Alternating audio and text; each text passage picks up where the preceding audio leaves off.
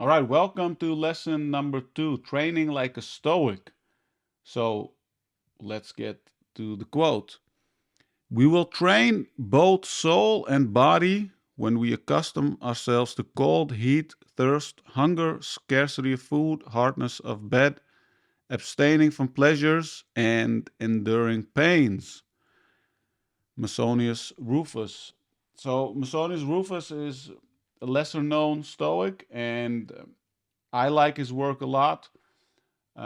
He is the one who I think trained Epictetus, or Epictetus was influenced by Rufus, and I can tell because Rufus was, or Musonius, was a kind of a stringent Stoic and really focused on training. So this is why I chose his quote for this lesson, and a lot of the principles from this lesson are also directly they also directly come from Musonius.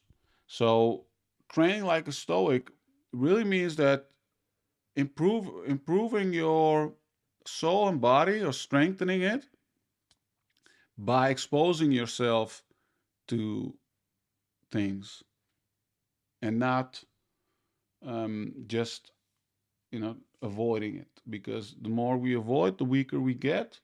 But we get stronger by training. And that's what this lesson is about, and how we can do it in a Stoic way. So, in this lesson, we will understand Stoicism's emphasis on physical health, reflect on personal exercise habits, and identify areas for improvement, learn how to create a sustainable fitness plan that aligns with your personal lifestyle and goals, and then finally explore mindfulness as a practice during physical activities. And mindfulness is obviously a different, different area and a different field. But I found a way to integrate those two and improve the way that you train. Now we're still in module 1, lesson number 2, training like a Stoic, um, because a big part of our health is our physical health. Right? It's not only our mental health, which we talked about in mental resilience. We also need to focus on our physical health to feel better. Um, and when you combine those two, you can master your health. Right. So let's look at the emphasis on health by the Stoics. So Stoicism teaches us that the mind and body are interconnected, and both need to be optimized slash trained for overall well-being.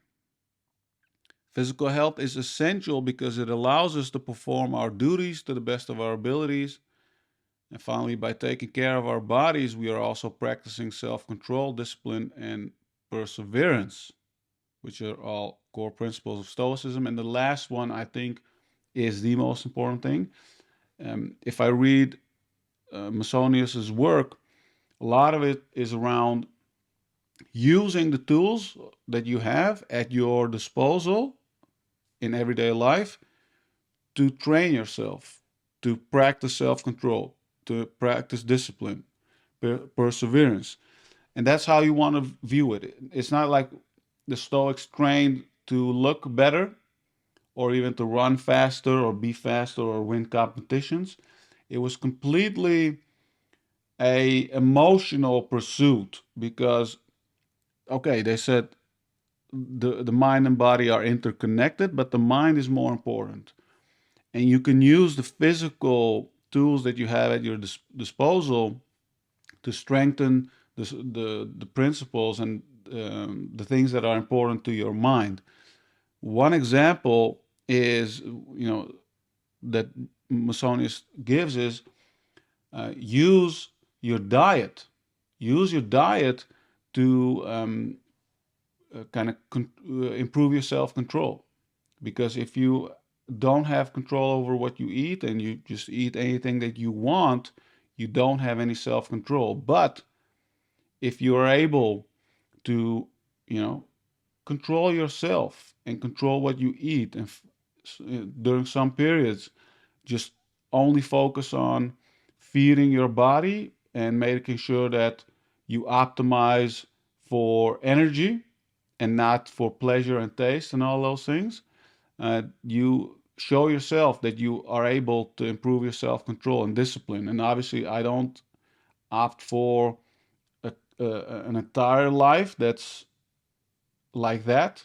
That's like super basic and like super simple, and you don't um, have pleasure at all in your life, or not going to restaurants and not eating ice cream. Those things I don't recommend that at all.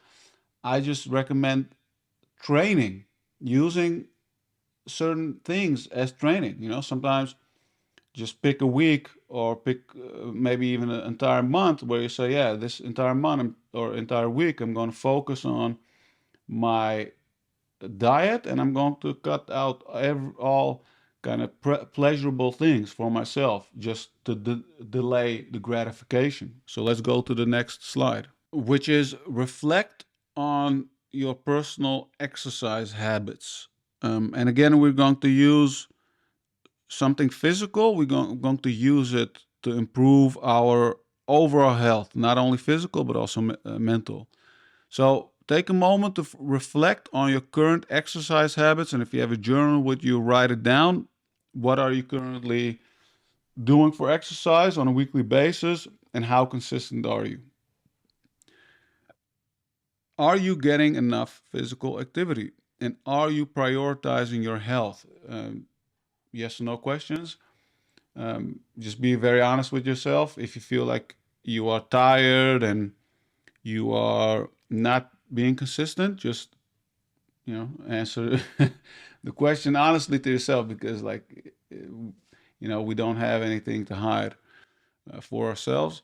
And finally, remember that physical health is not just about looking good, as we talked about. It's about feeling good, being able to perform daily tasks efficiently. So it's really important now to think about just narrowing down on the exercise. What does it look like currently for you? And you don't even have to think about what your ideal is and what the perfect state is. Just think about what you're currently doing. Write it down, and just get a good picture of what you currently are doing.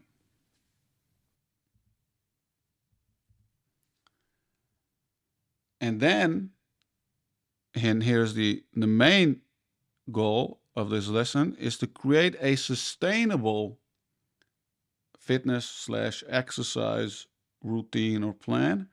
So, to improve your physical health, create a sustainable plan that works for you.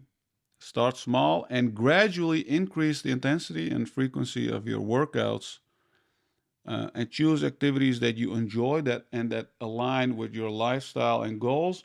So, I'll give you an example of how I am currently doing it and how my fitness plan generally changes throughout the year based on seasons, based on injuries, or uh, just life circumstances.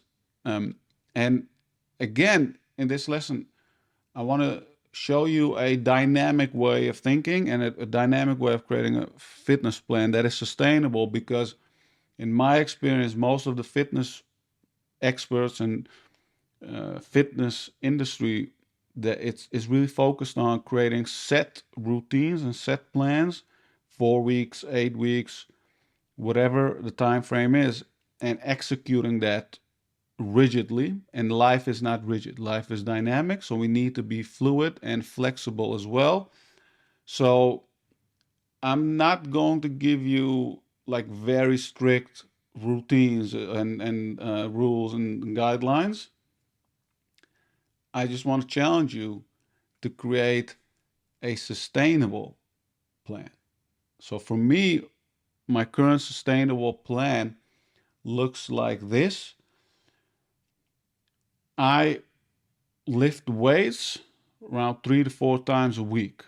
And that's because I have a gym downstairs here in my office. And I work out after I finished working. I immediately go to my workout somewhere around between 4 to 5 p.m. And it's a routine, and I do it 3 to 4 times a week. I don't do it more because then my body gets sore and I increase the risk of injuries. And my goal is to prevent injuries. So that's my strength component. In terms of cardio, currently I just run once a week, and then I go cycling once a week.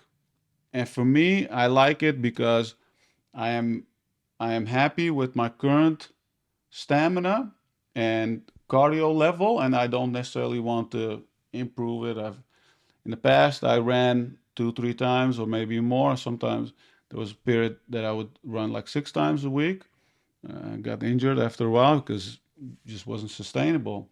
But for me, this routine works great. 3 to 4 times lifting weights, one run, one cardio session, one cycling session, and then all the other days making sure that I hit my 10,000 steps, which I don't always hit, but if you're between 8 to 10,000, you're in a good level. And I have a walking desk or a treadmill desk as well, so I make sure that I get my steps.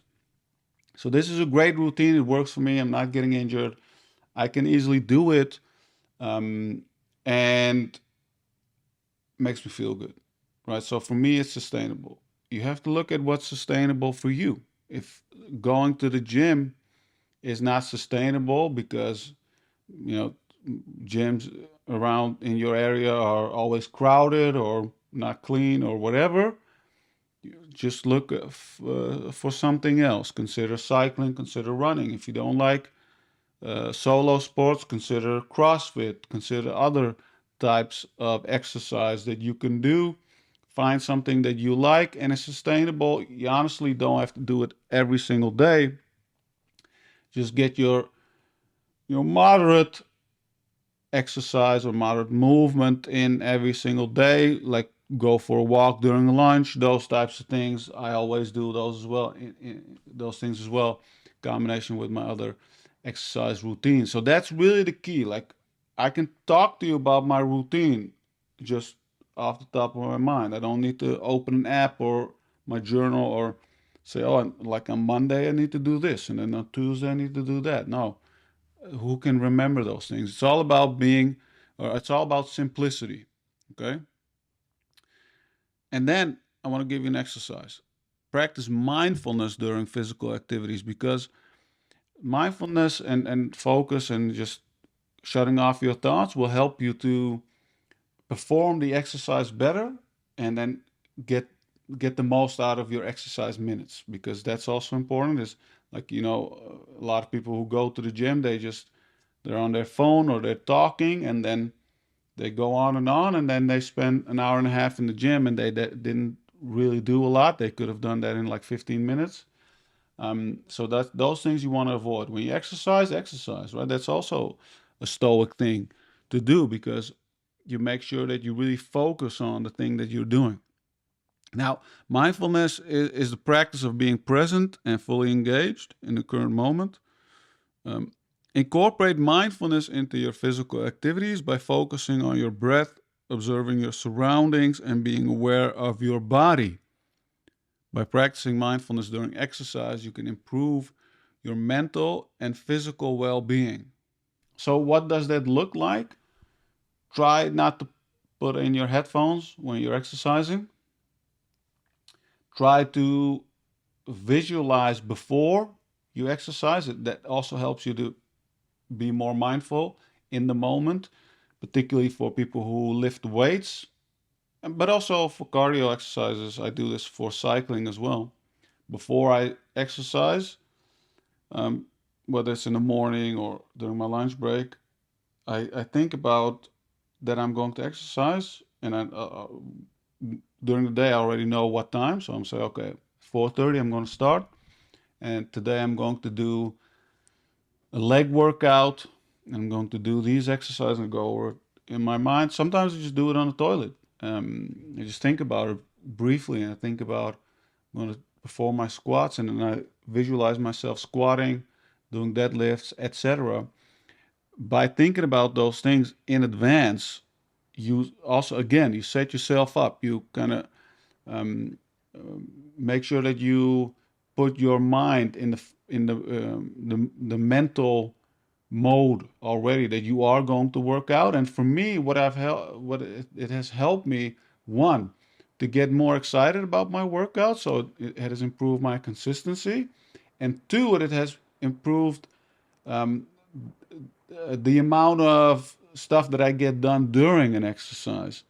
Because I noticed, and before I applied this technique, I noticed, because I have my own gym, I also have a TV, and sometimes put on like YouTube videos or even like Netflix shows or documentaries, and I would notice myself just standing there for like minutes on end and like not being aware at all, and then I would think, oh, what should I do next? And I avoid that by, when I lift weights, I do like to listen to music, but it just fades in the background often. But I don't listen to audiobooks or podcasts that often. Almost not at all. The only time that I listen to podcasts and audiobooks is when I do more cardio in a week. If I go like do like 3, 4 cardio sessions in a week, if I have a particular goal I want to improve, then I can it gets a little bit boring to go like 3, 4 times without music or without headphones, without something to listen to. Um, but if you do it like once or twice a week, honestly, why like put on music? Yesterday I went for a bike ride, didn't have music on or whatever, and just notice the surroundings and just be in the moment. Listen to my breath, listen to the sounds of my bike. All of those things help me be very present, and that is really an important thing for us when we exercise, because it constantly reminds us why we're doing it. Because we don't. Okay, obviously, a lot of exercise is fun. It's a nice way to do something else than the daily grind of work and life. But it's also a way to improve ourselves, to get better, get stronger, and it's training. It's something good. It's something enjoyable, but at the same time also beneficial. So by incorporating mindfulness, you can really get more out of your exercise minutes, and it's very simple. Focus on your breath, observe your surroundings, and be aware of your body. Tune out the thoughts. So I hope this lesson helped you to improve your training and be more stoic as you train.